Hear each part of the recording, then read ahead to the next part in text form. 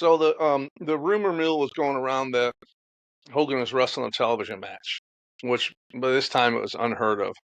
And this was pre NWO, so Hogan wasn't wrestling a lot of matches. So his contract, he only had very limited matches, and it's big money to get him out there to wrestle. So Hmm. I'm like, ooh, I want that match. So I was like, what can I do? And I'm thinking, I'm like, oh, Pee Wee Anderson, Randy Anderson, the referee. That was Pee Wee was Hogan's personal referee for all of his matches. Hmm. So I said, hey, Pee Wee, I said, is it true, the rumor? He said, about Hogan? I said, yeah. He said, yeah, Hulk's wrestling tomorrow on TV. I said, what would it take to get that match? And he's like, oh, I don't know. I said, I'd give my payoff for it. And he's like, really? I'm like, yeah. He's like, okay, it'll be you. I'm like, all right, cool.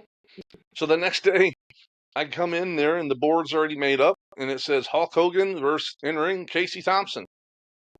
And everyone was like, whoa, how did you do that? I'm like, I don't know. I was just playing, I was kayfabing him, right? I'm like, I don't know.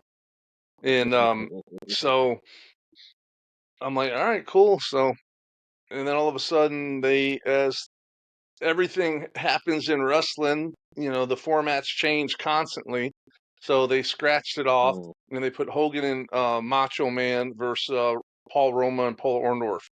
Pretty wonderful. Put Oh, him in a pretty tag team wonderful. match. Yeah. So I'm like, all right, well, you know what? I'm off this hour.